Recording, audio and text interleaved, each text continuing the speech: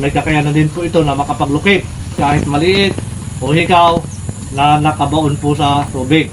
Sa paggamit pa rin po ng tripolantina ay katulad din po sa paghawak ng sigilantina na kung paano po ito itinataas, pinapagalaw yung pong ating sigilantina ay katulad din po.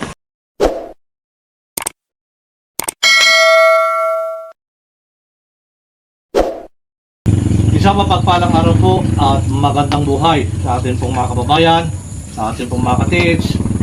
Ito po yung long range locator, tripolantina. Pinusuwak po ng ating katids mula po sa probinsya ng Davao City. Ito pong long range locator, tripolantina. Ito po ay bala-bala. Kung ano pa rin po yung ating ibabala, yun din po yung ilulukit ng ating tripolantina. At ito po ay pang long distance, pang malayuan. At may kakayanan din po ito na makapaglukip kahit items, kahit maliit o hikaw na nakabaon po sa tubig. So mga kababayan, mga katids, ito pong ating tripolantina, ito po ay mayroong positive, negative at ground balance na po pwede rin po sa ilalim. So ito pong ating tripolantina, muli ko pa rin pong binabahagi sa inyo na ito po ay limitado lang yung kakayanan na magagawa po ng ating tripolantina sapagkat siya po ay isa lamang. So siya po ay maipagharap mo ng entrance tunnel, exit tunnel, saradong tunnel at sucker deposit kung tutuwangan mo po ito ng isang Japanese one o kaya po ay isang single antenna. So ito pa rin mga kababayan, mga katids, limitado lamang kung ikukumpara po natin sa dalawang pirasong single antenna na marami po siyang dala. Pero kapag tutuwangan mo po ito ng isa, single antenna o isang Japanese one, lahat po na nagagawa ng dalawang pirasong single antenna ay magagawa rin po ng triple antenna. So mga kababayan, mga katids, kapag binalahan mo po siya, isa lang ang iyong babalahan at hindi po dapat pagsasabay-sabay natin yung bala. Isa-isa lang po yan. Ito po yung pambala natin mga kababayan. Ito po yung 24 carats gold ring na siya kung gagamitin bala dito po sa ating tripod antenna. So meron po ako ilulukit dito mga kababayan. Ito po yung bracelet na 18 carats gold. So ito pa rin po, napakahalaga na kapag gagamitin mo po ang tripod antenna, so ipapahid mo pa rin yung dulo ng antenna sa lupa. At ito naman po, nasa ibabaw ng antenna ay tapat na po yung ganyan lang kahaba. Huwag mo na po siyang pahabain at yan po ay malakas na yung kanyang pagsagap.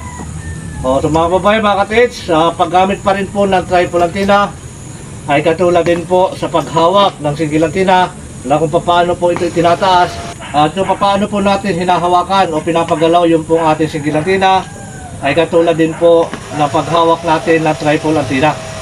So mga kababayan, mga katids, ito pa rin sa paggamit pa rin po natin ng ating tripod antenna. So kapag itinaas din po yan tamang taas at tungo ng kaunti, ito po yung pamantayan natin. At kapag itinaas po natin ang tripod antenna, so pag itinaas, punto, nasa tamang taas na siya, libilado na po yan. So hihintay natin kung saan po yan hilahin ng aura ng gold. Kahit po tayo nasa area, kahit ang nilulukit po natin ay nakabaon sa lupa. Ito pa rin. Yan, napuntas. Yan po yan. Doon na po agad yung tuturo. Ito po ang ating tripod antenna. So, sa paggamit pa rin po natin mga kababayan, mga katids, kailangan nakakod po kayo na konti at hindi po naka-diyan. So, ganyan. Ganyan po yung ating paggamit. Yan. Doon pa rin po siya tuturo. Ito po yung pagkakaiba mga katids. Yan, malakas po siya sumagap. Ito po yung ating tripod antenna na kahit saan po yan nalulukit.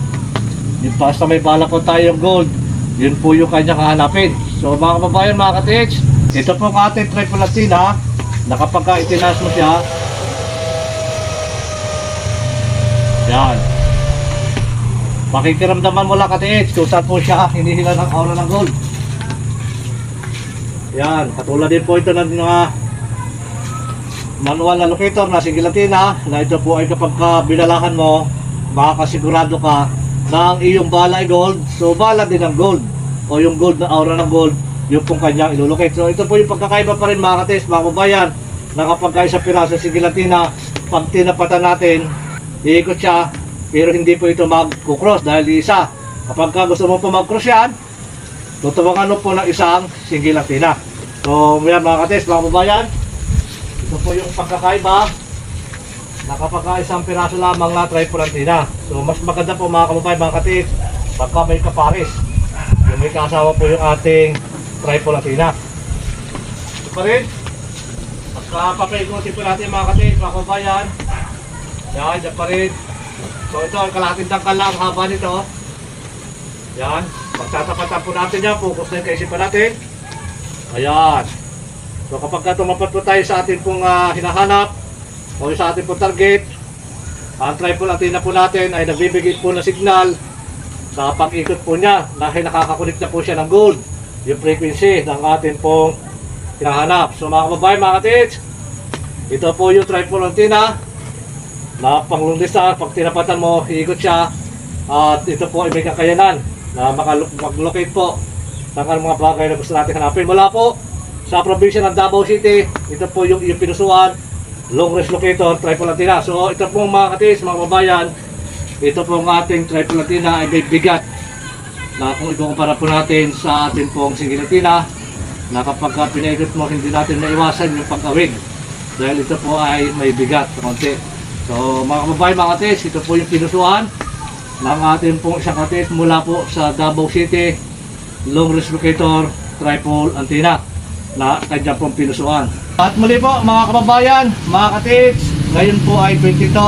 So, tulad pa rin po ng aking mga ibinahagi at sinabi na hanggang January 25 lamang po yung aking ibinibigay na promo para po doon sa single antenna.